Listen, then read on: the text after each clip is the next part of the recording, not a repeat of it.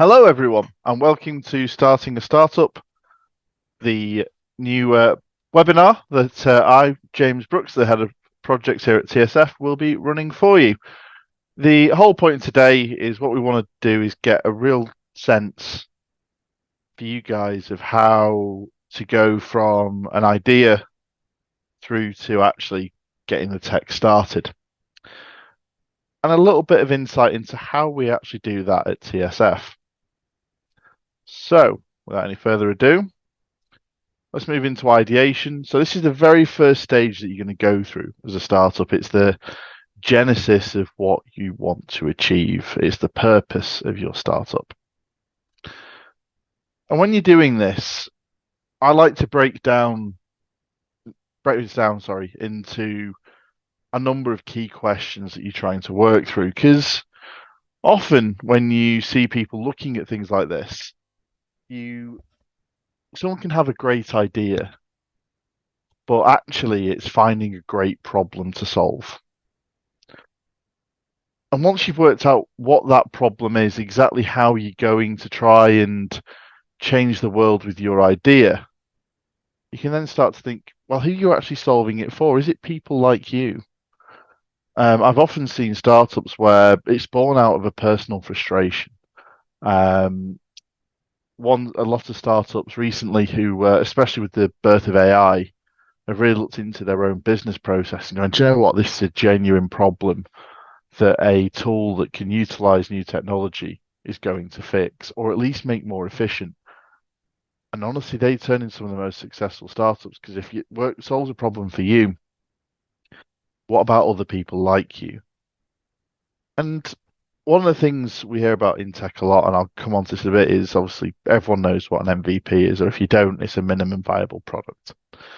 Now, a minimum viable product is great, but you need a minimum viable business. And part of that is obviously going to be your marketing, it's going to be your sales. How are you actually going to get people to know about this problem? So these are the things you have to start thinking about. And even at that idea stage, doesn't need to be quite so concrete. And there are people who are experts who can help you do things like this. But what is it that is going to make this different? How are you going to get people to know about it? And if it's because everyone seems to think these days that ideas need to be a brand new solution.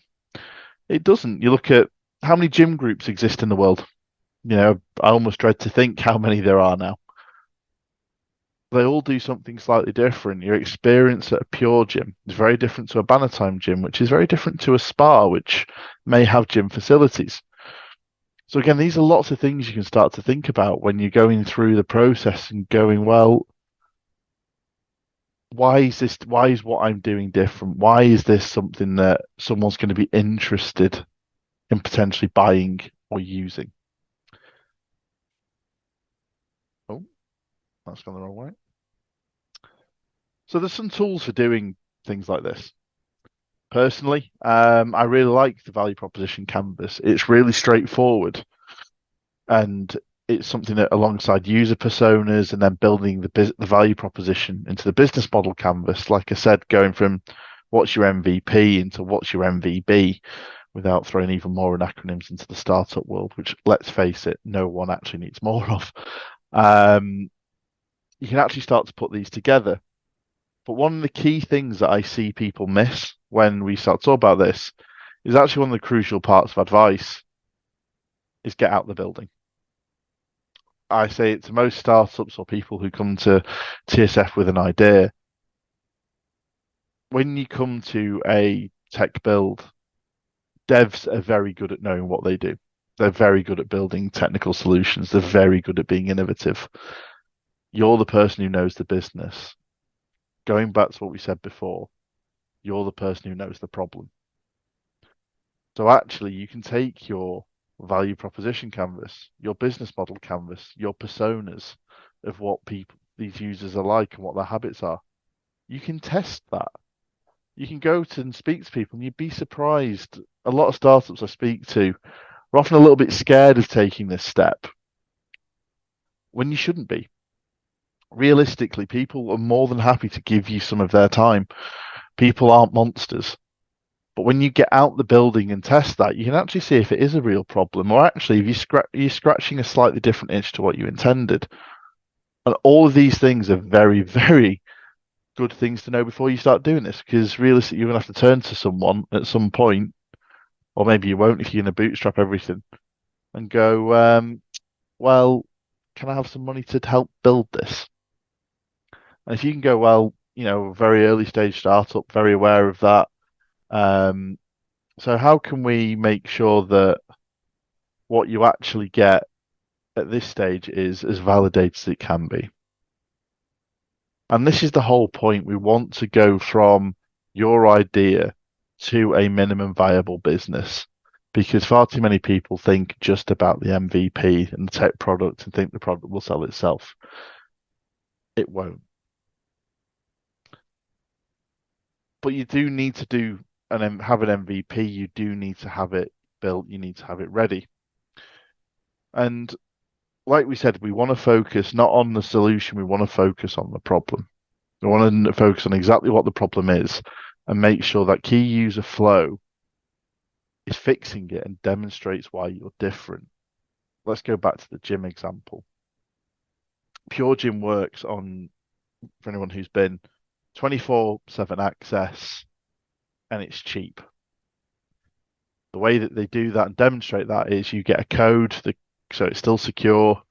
You punch your code in, you go through the door, you can use the gym 24/7 for most of them. That is their USP, that it's cheap, it's easy, and they keep their costs down by reducing the amount of staff they need, because they don't need receptionists or people to check people in. So what's the minimum you need in place to make that product viable alongside that key flow that demonstrates what you're trying to do? So it might be a case of actually you need to have a billing system. Actually, do you really need a billing system? For the first 10 customers, the first 20 customers, can you actually just send them an invoice? Because actually it might save you 10, 15 grand integrating something like a Stripe or something like a Xero to be able to manage processes like that.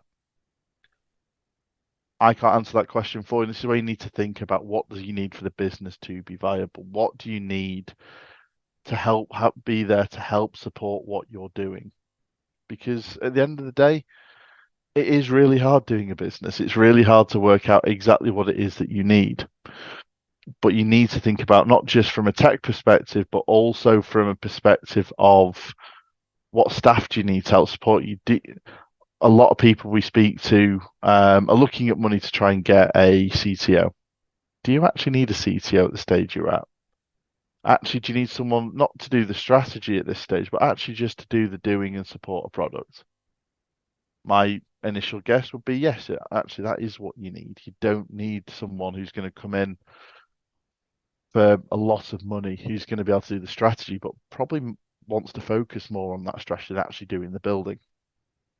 And that's where the growth of, I think, fractional work has really come in and been really useful. So I think these are some of the key questions you ask. There's a lot more around this. And when we actually do scoping sessions at TSF, we actually go through the core flow first. And let me tell you, ladies and gentlemen, your core flow is not redesigning how login works. It's not redesigning how registration works. Honestly, copy what other people do. The amount of money that Facebook, Meta, Twitter, X, they always just seem to change the names of those, don't they? The amount of money these companies have spent on actually designing a login flow or a sign up flow, which is easy for users to navigate, is aimed towards making it efficient because their drop offs can be massive. Just copy what they do if you can. Obviously, there might be some niche bits you need to capture in terms of data, but you know what? Wait to find out what those are and just try and integrate them into an existing flow. But the main thing here, and it's the main thing that we do, is trying to take the focus away from just the products and the solution. Because what we want to do, like we said, is focus on the problem, not the solution. Why are you doing an MVP? What is it you want to demonstrate? Why are you doing this? And honestly, this is probably one of the most interesting parts of what we do when we do scoping. Because what actually happens is people start to think about why. And what is it why is it you're actually doing this? What's the really important thing that you're getting out of doing this? A lot of people haven't got to that level of thinking yet because it's not something that we're naturally trained to think about because you get so excited around this is the thing we're going to do, it's going to change the world. So really thinking about what you actually want to prove to the MVP to prove. So it might be a case of actually you want this to try and get to the next investment milestone. We all know these days investors want to see traction and your pretty pitch decks or whatever. Having a clear vision will really help. And once that vision is captured, we want to talk about the users. And this isn't, we've spoken a little bit about personas. We're not talking about here the full design process of here's a picture of here's a picture of Jane. She's drinking a coffee and writing down what that is. This is how are users interacting with the system? What are they trying to get out of this? What's their main bugbear? What's the real point of wanting something like this? And then actually, as the more than one users, often the person who's using the system isn't the person who's going to pay for it. Now that can seem really weird to some people, but once you start, especially when you start thinking the B2B mindset, it's actually really, really easy to see quite how people can move from these things. We then talk about success metrics because at the end of the day, you want to know if this has worked, and you have to be brutally honest with yourself. And some of this will also come down to the whole idea of the MVB, not just the MVP. What will constitute success? And some of this might be, well, I want to generate 10 sales a day. And that's great. That can be used as a non-functional requirement that, you're adding 10 people a day, 70 a week, so on and so forth. But here's where the honesty comes in of actually how many calls is it going to take you to onboard 10 people? Let's say it's 50%. Well, that doubles your calls to 140 a week. Is that something that you're going to be able to do if you're not doing this full time because, everyone's got bills to pay? Is that something you can actually commit to doing? What happens? How do you assess if it's actually a failed sales process or the product? These are the metrics that need some little bit of time and thinking to go, actually, the flow works for one person is often the best sense of success from a tech perspective. But we're not building tech products, we're building tech businesses here. So what would actually constitute the success and how is the product going to support that? And this is why we don't focus on the product, we focus on the business and the problem. We then post-it note out the happy path. So this is an actual picture from one of the scoping sessions that I ran. So apologies for the handwriting in this. That there's some marketing website, they download it, they go through. You can see there we just use very high level because most founders that we deal with aren't techies. And we're not expecting you to be techies. We expect you to be experts in what your business is trying to do.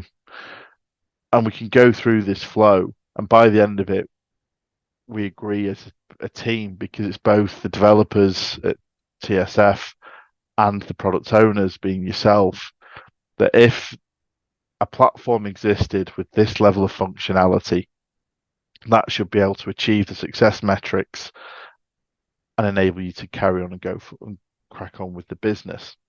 Because this is the thing at the end of this is often when we go, well, are these things here that we don't need? You can see there we actually put some red post-it notes of maybe we don't need to put this in the MVP because it's not actually adding to the goal of the MVP, or actually maybe the goal of the MVP changed as we were doing this, as people realized actually I do need a billing system because if I'm onboarding 70 people a week, that's 70 invoices. I can't afford that a level of time into that. So actually maybe we need to add this. So maybe we drop something else out. And then it comes to the big thing. It's getting it built. a lot of times everyone wants an app. It's been the very recent move towards what people want. Um, Also, if you are thinking about apps, are you going to go native? If you go native, have you considered Apple tax and Android tax within your business model? If you're selling something for, let's say, a fiver a month, have you accounted for the 30% you're not going to get because Apple take it? But then you go to what team you need. Now, again, I've already mentioned a lot of people want a CTO very early. It looks good on a deck. I'm not going to pretend it doesn't. If you can have a CTO who's invested and wants to, who's on long for the journey, he's going to take equity and not cash, great. Is that all you need?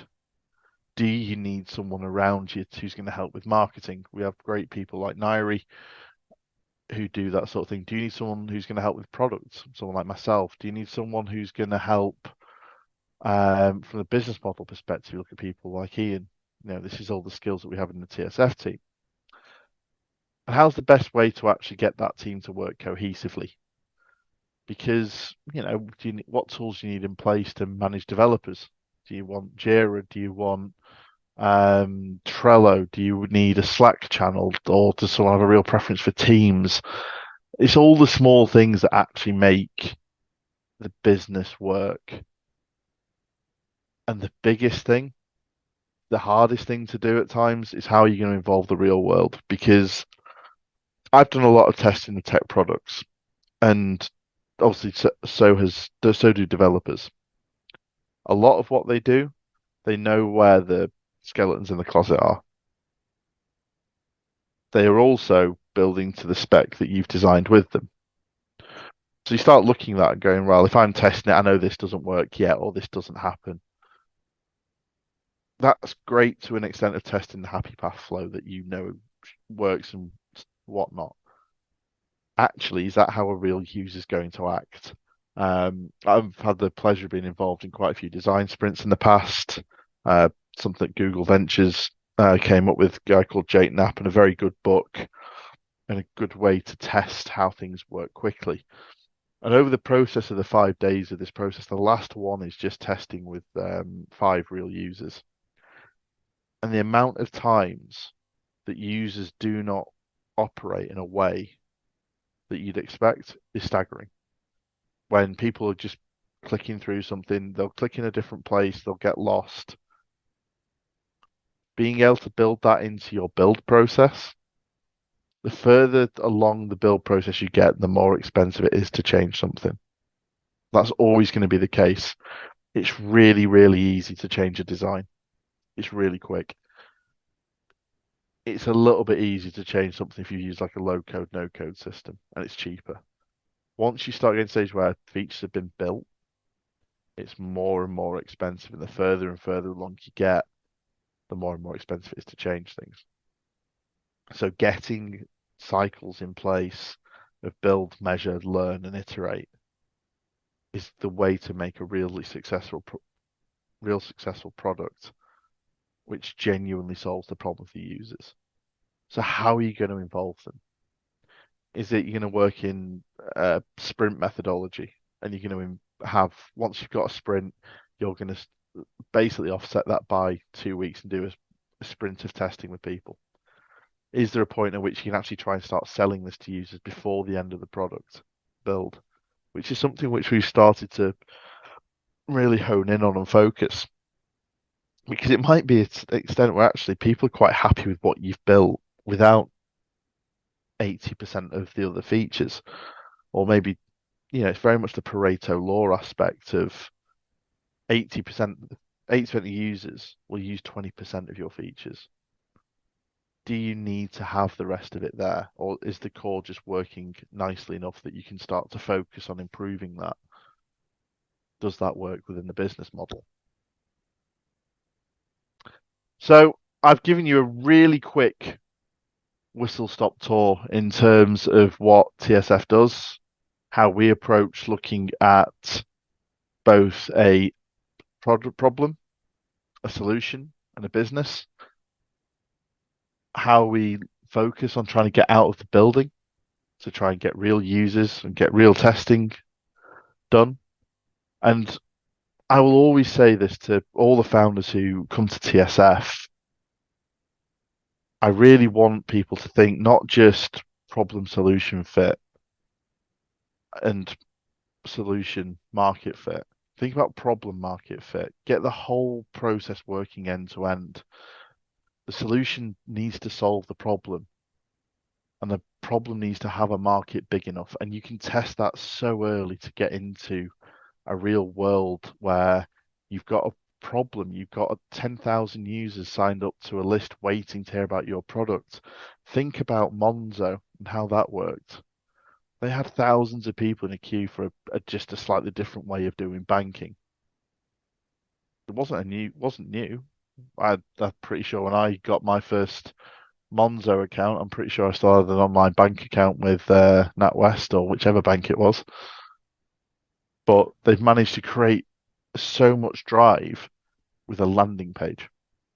So actually, can you prove traction, which is the big ugly T word along that and pitch decks that everyone's going to talk about in the next couple of months when it comes to raising funding? Is there something you can actually do with just a landing page and showing that and testing the user profiles and go, actually, I've got 10,000 potential users or have paid to be on a list. Is there a way of then turning into an investor and going, well, do you know what? Your pitch deck might not be great, but I've got 10,000 users who said they'll pay $4.99 from month one. I need 100 grand to build this. Tell you what, that's a much easier conversation to have. So thank you very much for listening. If anyone wants to get in touch with me, my email is jamesb@tsf.tech. And